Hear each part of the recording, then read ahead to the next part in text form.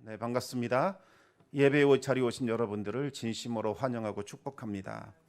우리는 계속해서 사사기를 묵상하고 있습니다. 지난 시간에는 이 이스라엘의 비참함, 곤고함 때문에 근심하시는 하나님에 대해서 우리가 은혜를 나누었습니다. 사사 돌라와 야일이 통치하는 45년간 이스라엘은 평화와 번영을 누렸습니다. 그런데 오랫동안 이 평화가 지속이 되면서 이스라엘은 느슨해졌고 나태해졌습니다. 그리고 우상 숭배의 유혹에 빠지게 됩니다. 결국 이스라엘은 이 돌라와 야일이 죽은 후에 하나님을 떠나 이방 우상들을 섬기게 되었습니다. 과거에는 그래도 바알이나 아스타롯과 같은 바알 종교에만 빠졌지만 이제는 바알 종교뿐만 아니라 아람의 신들, 시돈의 신들, 모압의 신들, 암몬의 신들, 그리고 블레셋의 신들도 섬기게 됩니다. 이제는 적극적으로 주변 나라의 우상들을 들여온 겁니다. 이렇게 해서 이스라엘이 우상 숭배는 절정에 달하였습니다. 이스라엘이 우상 숭배에 빠진 이유는 오래도록 이 번영과 평화를 누리기 원했기 때문입니다. 이스라엘이 평화와 번영을 누릴 수 있었던 것은 하나님께서 그들을 지켜주셨기 때문입니다. 그러나 이 평화와 번영이 오래 지속되다 보니 이스라엘은 눈에 보이는 하나님은 잊어버렸고 이제는 눈에 보이지 않는 것들, 그것을 의지하게 됩니다. 이스라엘은 어떻게 해야 이 평화와 번영을 오래 누릴 수 있을까? 그것을 다른 나라와 좋은 관계를 맺으면 이와 같은 태평성대를 누릴 수 있을 것이라고 생각을 했습니다. 그래야 다른 나라들과 활발하게 무역도 하고 또 전쟁의 위험에서 벗어날 수 있다고 믿었습니다. 이스라엘은 다른 나라와 좋은 관계를 맺고자 그들이 섬기는 신들을 이스라엘 안으로 들여오게 됩니다. 다른 나라와 관계를 맺기 위해서 하나님과의 관계를 버린 겁니다. 이스라엘이 하나님을 떠나 우상을 섬기면서 하나님은 이스라엘에게 진노하셨습니다. 하나님은 이스라엘을 덮어 보호하셨던 은혜의 손을 일시적으로 거두셨습니다. 그러자 이스라엘은 급속도로 약해지기 시작을 했고 주변 강대국들은 이스라엘을 아주 얕보게 되었습니다. 특히 이 블레셋과 암몬이라는 두 개의 나라가 이스라엘을 침략해서 무려 18년간 억압을 했습니다. 이스라엘은 오랫동안 두 나라에 의하여 시달리면서 아주 큰 고통을 경험하게 되지요. 그제야 이스라엘은 다시 하나님을 찾게 됩니다. 하나님을 버리고 우상들을 섬긴 죄악을 고백하며 회개했습니다. 하지만 하나님은 이스라엘에 대해서 아주 냉담하셨습니다. 내가 너희들을 구원한 것이 벌써 몇 번째냐? 너희들이 부르짖을 때마다 나는 너희들을 구원했다. 그러나 너희들은 또다시 나를 버리고 다른 신들을 섬겼다. 이제부터 다시는 너희를 구원하지 않을 것이다. 가서 너희가 택한 그 신들, 그들에게 부르짖어 그들이 너희를 구원하게 하라. 하나님의 말씀을 들은 이스라엘은 깜짝 놀랐습니다. 언제라도 하나님께 나아가기만 하면 하나님은 허허 웃으면서 그들을 도와줄 것이라고 그렇게 생각을 했습니다. 이스라엘은 즉시 자신들이 섬기던 우상들을 다 버리고 하나님께로 돌아와 하나님을 섬겼습니다. 이것은 지금까지 이스라엘에게서 찾아볼 수 없었던 회개하는 행동이었습니다. 그러자 하나님은 또다시 마음이 약해져서 이스라엘을 향하여 마음을 돌이키셨습니다. 하나님은 그 이스라엘의 곤고하심을 보고서 마음에 근심하셨습니다. 근심하셨다는 말은 애가 타서 마음이 불붙는 상태가 되는 것을 말합니다. 두 번 다시는 구원하지 않겠다라고 말씀하셨지만 이스라엘이 처참한 몰골로 하나님께 돌아오자 하나님의 마음은 불타올랐고 하나님의 애간장은 녹아내렸습니다. 바로 그때 또다시 이 암몬이라는 나라가 큰 병력을 이끌고 침략하게 됩니다. 우리 사사기 10장 17절과 18절 말씀을 같이 한번 읽겠습니다. 그때에 암몬 자손이 모여서 길르앗의 진을 쳤으므로 이스라엘 자손도 모여서 미스바의 진을 치고 길르앗 백성과 방백들이 서로 이르되 누가 먼저 나가서 암몬 자손과 싸움을 시작하랴. 그가 길르앗 모든 주민의 머리가 되리라 하니라. 아멘. 이 암몬이 길르앗이라는 곳에 진을 치자 이스라엘도 어쩔 수 없이 이제 미스바의 진을 쳤습니다. 여기에 나오는 이 미스바는 사무엘이 온 이스라엘을 소집했던 그 미스바와는 다른 장소입니다. 사무엘이 대성회를 열었던 미스바는 요단강 서쪽에 있는 곳이고, 지금 이스라엘이 모인 이 미스바는 요단강 동쪽에 있는 이 갓지파에 속한 땅입니다. 암몬의 군대는 아주 잘 훈련된 반면에 이스라엘의 군대는 모이기만 모였지 오합지졸이었습니다. 이스라엘은 오랫동안 블레셋과 이 암몬에게 지배를 당하기 때문에 제대로 된 군대가 없었습니다. 누가 먼저 나가서 암몬과 싸울 것인지 결정도 못하고 서로가 서로의 눈치만 보며 머뭇거리고 있었습니다. 나서겠다는 사람이 아무도 없자 어쩔 수 없이 포상을 내걸었습니다. 앞장서서 싸우겠다고만 하면 그 사람을 길르앗의 머리로 삼겠다는 겁니다. 그럼에도 불구하고 나서는 사람이 없었습니다. 왜냐하면 이 전쟁은 패배할 것이 뻔한 전쟁이었기 때문입니다. 암담한 상황 속에서 이 길르앗의 장로들은 입다라는 사람을 생각해내게 됩니다. 오늘 본문은 입다가 어떤 사람인지 말씀하고 있습니다. 우리 사사기 11장 1절에서 3절까지 말씀을 같이 한번 읽겠습니다. 길르앗 사람 입다는 큰 용사였으니 기생이 길르앗에게서 낳은 아들이었고, 길르앗의 아내도 그의 아들들을 낳았더라. 그 아내의 아들들이 자라매 입다를 쫓아내며 그에게 이르되 너는 다른 여인의 자식이니 우리 아버지의 집에서 기업을 잊지 못하리라 한지라. 이에 입다가 그의 형제들을 피하여 돕 땅에 거주하매 잡류가 그에게로 모여와서 그와 함께 출입하였더라. 아멘. 이 입다에게는 가슴 아픈 출생의 비밀이 있었습니다. 입다의 아버지 이름은 길르앗 사람인데 그 이름도 길르앗입니다. 아마도 자신이 살고 있는 그 지명으로 이름을 지은 것 같습니다. 그런데 이 입다의 어머니는 기생이었습니다. 입다의 아버지 길르앗이 어느 날 기생에게로 들어가서 그 기생이 아들을 잉태했습니다.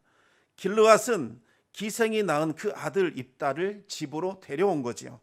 그런데 기생에게서 낳은 그 아들을 환영할 리가 없습니다. 본처에게서 낳은 그 아들들이 입다를 끊임없이 구박하기 시작합니다. 결국에 이 형제들은 입다를 내쫓았습니다.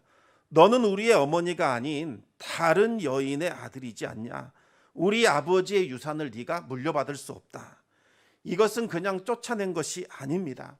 아버지의 유산을 받을 수 없다는 것은 단순히 경제적인 손실을 의미하는 것이 아니라 가문 자체에서 추방시키겠다는 의미입니다. 아버지 집에서만 쫓아내는 것이 아니라 길르앗 그 땅에서부터 이 사람을 추방시켜 버리는 겁니다.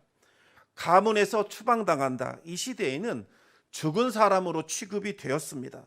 더 이상 이 가문이나 그 지역으로부터 보호를 받지 못하게 됩니다. 아마도 동물의 왕국을 보시면 사자 무리에서 추방당한 사자들이 어떠한 삶을 사는지 아마 보셨을 겁니다. 더 이상 이 무리들의 보호를 받지 못해서 비참한 삶을 살게 되지요. 혼자 사냥해야 하기 때문에 제대로 된 사냥을 할 수 없어 늘 굶주린 상태입니다. 또 사냥을 하다가 상처를 입기도 합니다. 결국에는 이 하이에나와 같은 동물들에 잡아먹히는 신세가 됩니다. 입다는 이와 같은 처지가 됩니다. 길르앗을 떠나서 돕이라는 곳에 정착을 하게 됩니다. 돕은 이스라엘보다 훨씬 더 북쪽에 있는 이방인의 땅입니다. 그런데 이 입다에게는 뭔가 사람을 끌어들이는 매력이 있었던 것 같았습니다. 입다가 이 돕 땅에 거주하는 동안에 잡류라는 사람들이 그에게로 모여들었습니다. 여기서 이 잡류라고 번역된 단어는 기드온이 이 세겜의 첩에게서 낳은 이 아비멜렉 이야기에도 등장을 합니다. 아비멜렉이 어머니의 고향 이 세겜 사람들을 통해서 이 바알브릿 신전에서 정치 자금을 받아서 방탕하고 이 경박한 사람들을 고용한 적이 있었습니다. 그 사람들을 가리킬 때 사용되는 단어가 바로 잡류라는 단어였습니다. 그런데 입다에게로 몰려든 사람들은 아비멜렉에게로 모여든 그와 같은 불량배나 건달과는 조금 성격이 달랐습니다. 그 시대에는 입다와 같이 이스라엘 공동체에서 보호받지 못하고 소외되고 차별받았던 사람들이 많았습니다. 억울한 누명을 쓰고 감당할 수 없는 빚을 지게 된 사람들, 억울하게 쫓겨난 사람들, 이 사람들이 자연스럽게 입다를 중심으로 뭉친 겁니다. 다윗도 그와 같은 적이 있었습니다. 사울 왕의 핍박을 받아 아둘람 굴에 혼자 도망저로 숨어 생활하고 있었을 때에 다윗의 형제들과 아버지의 집에 속한 사람들 역시 사울의 핍박을 견디지 못하고 다윗에게로 왔습니다. 그런데 다윗이 그곳에 있다는 소식을 들은 환난당한 사람들, 빚진 사람들, 마음이 원통한 사람들이 다윗에게로 모여들었고 다윗은 그들의 우두머리가 됩니다. 다윗과 함께한 사람들이 400명 정도 되었습니다. 그들은 모두 다윗을 돕는 군인들이 되었습니다. 얼마 후에는 600명까지 늘어났고 다윗을 따르고 다윗이 싸우는 자와 함께 싸우는 훌륭한 군인들로 성장하게 됩니다. 훗날 바로 이 사람들이 다윗의 왕국을 일으키는 바로 주요 세력이 됩니다. 이와 같은 사람들이 지금 입다에게로 몰려들었고 입다는 이들을 규합하여 큰 세력을 형성했습니다. 오늘 본문에 보면 입다를 큰 용사라고 부른 것으로 봐서 아마도 이 입다는 이 사람들과 힘을 합쳐서 아마 용병 집단으로 활동을 한 것 같습니다. 돈을 받고 해결할 수 없는 문제들을 대신 해결해 주거나 도둑이나 강도를 물리치며 해결사 역할을 했던 것 같습니다. 때로는 이 부유층들을 약탈하거나 탈취하며 살았을 겁니다. 이 입다의 용맹함과 이 명성은 널리 퍼져서 마침내 자신의 땅인 길르앗까지 소문이 들어가게 됩니다. 길르앗의 장로들은 입다의 소문을 듣고서 망설이기 시작을 합니다. 입다의 형제들이 길르앗에서 입다를 추방시켰을 때에 길르앗의 지도자들인 이 장로들은 이 상황에 대해서 모른 척 외면해 버렸습니다. 하지만 위기 상황이기 때문에 지금은 어쩔 수 없이 입다에게 가서 도움을 요청해야 하는 그와 같은 상황이 되었습니다. 암몬 자손과 싸우려고 하니 입다에게 우리의 장관이 되어달라 그렇게 부탁을 한 겁니다. 여기에서 말하는 장관은 군대를 지휘하는 지휘관을 뜻하는 겁니다. 암몬과 전쟁을 치르는 그 동안에만 임시적으로 지휘관이 되어달라고 부탁을 했습니다. 이 요청에 대해서 입다는 거절합니다. 우리 사사기 11장 7절을 같이 한번 읽겠습니다. 입다가 길르앗 장로들에게 이르되 너희가 전에 나를 미워하여 내 아버지 집에서 쫓아내지 아니하였느냐? 이제 너희가 환난을 당하였다고 어찌하여 내게 왔느냐 하니라.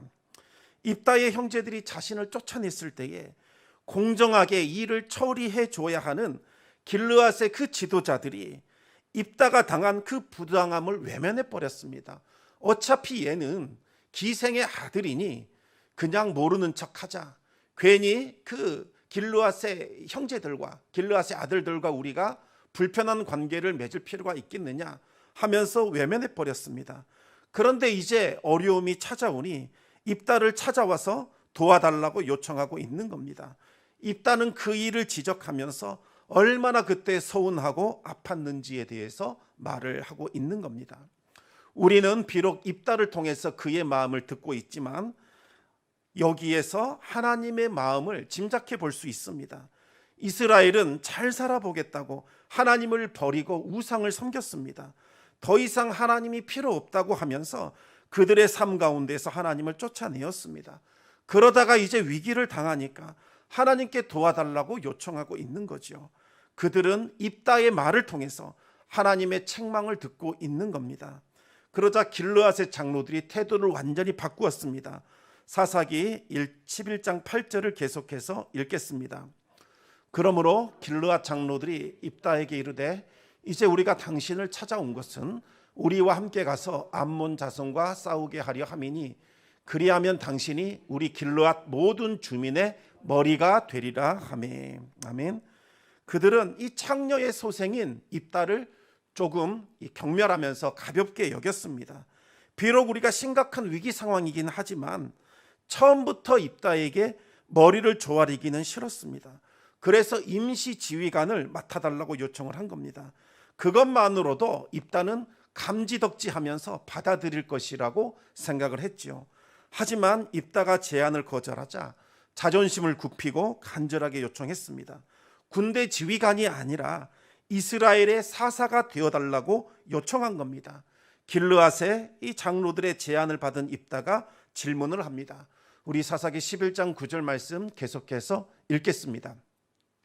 입다가 길르앗 장로들에게 이르되 너희가 나를 데리고 고향으로 돌아가서 암몬 자손과 싸우게 할 때에 만일 여호와께서 그들을 내게 넘겨주시면 내가 과연 너희의 머리가 되겠느냐 하니. 지금까지 이 길르앗의 장로들의 입에서는 하나님이란 단어가 전혀 언급되지 않았습니다.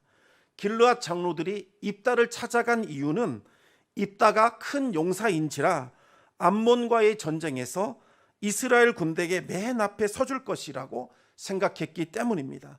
그들은 입다의 이 용맹함과 지략과 뛰어난 전술을 의지하고 있었습니다. 하지만 입다는 이 전쟁의 승패는 오직 하나님의 손에 달려 있다고 믿었습니다. 입다 자신의 용맹함이나 전쟁 경험이나 지략으로 치를 수 있는 전쟁이 아니라는 겁니다. 하나님께서 개입해 주셔야 전쟁에서 승리할 수 있습니다. 하나님께서 암몬을 넘겨주셔야만 암몬을 물리치고 이길 수 있습니다. 만약에 입다가 이끄는 이 이스라엘이 암몬과 싸워 이겼다면 그것은 입다의 능력이나 이스라엘의 군대의 강함 때문이 아닙니다. 하나님께서 이 입다를 사사로 세우셔서 암몬을 넘겨주셨기 때문입니다. 따라서 만약 입다가 함께 전쟁에 참여하여 싸웠는데 이겼다면 그것은 하나님께서 입다를 사사로 세운 것으로 인정해 주는 겁니다. 만약 전쟁에서 패배한다면 하나님께서 입다를 사사로 세우지 않았다는 것을 증명해 주는 겁니다. 입다는 바로 이 사실을 길르앗 장로들에게 물은 겁니다. 만약 내가 이스라엘의 머리가 되어 암몬과 전쟁을 치러서 승리를 거둔다면 나의 출생 신분과 상관없이 하나님께서 나를 이스라엘의 사사로 세운 것으로 당신들이 받아들일 수 있겠느냐라고 물었던 겁니다. 그러자 장로들이 말합니다. 하나님이 우리 사이의 증인이십니다. 당신 말대로 우리가 그렇게 행하겠습니다 라고 대답을 하게 됩니다. 놀랍게도 이 창기가 낳은 이 입다, 이방인 지역에 쫓겨가 생활하고 있던 이 입다에게는 길르앗의 장로들과 이스라엘에게는 없었던 하나님에 대한 신앙이 그대로 남아 있었습니다. 이스라엘은 그동안 바알과 아스다롯도 부족해서 시돈과 블레셋과 모압과 암몬의 우상까지 받아들이고 있었지만 정작 자기 형제들에게 쫓겨 이방인의 땅에서 생활하고 있었던 입다는 변함없이 여호와 하나님을 섬기고 있었던 겁니다. 비록 아버지와 형제들과 고향 사람들은 나를 버렸을지라도 오직 여호와 하나님은 나를 버리지 않고 함께 하실 것이라고 믿으며 하나님을 의지하며 살아왔던 거지요. 하나님은 믿음의 사람 입다에게 복을 주셔서 그 낯선 땅에서도 정착하면서 그의 명성을 떨칠 수 있도록 도와주셨습니다. 여기에 입다의 위대한 신앙이 나타나고 있는 겁니다. 히브리서를 보시면 이러한 입다를 믿음의 조상으로 인정하고 있습니다. 입다는 길르앗 장로들의 제안과 약속을 받아들이고 그들과 함께 고향 땅으로 내려왔습니다. 이방인의 땅 돕에서 함께 했던 그 무리들도 입다와 동행을 합니다. 기생의 아들이라는 이유로 억울하게 추방당했던 그 입다가 이제는 이방 땅에서 큰 용사가 되었을 뿐만 아니라 이스라엘을 구원하기 위한 사사가 되어 이스라엘로 돌아오게 된 겁니다. 이스라엘은 입다를 사사로 삼았고 입다는 미스바에서 하나님께 제단을 쌓고 기도했습니다. 길르앗 장로들과 약속한 모든 말들을 하나님께 아뢰면서 암몬을 넘겨달라고 기도했을 겁니다. 입다는 전쟁에 앞서서 기도하는 믿음의 사람이었습니다. 입다는 전쟁을 치르기 전에 암몬 왕에게 사자를 보내어서 도대체 너희들이 왜 전쟁을 하려느냐, 너희들이 전쟁을 일으킨 그 명분이 무엇이냐, 이것에 대해서 물었습니다.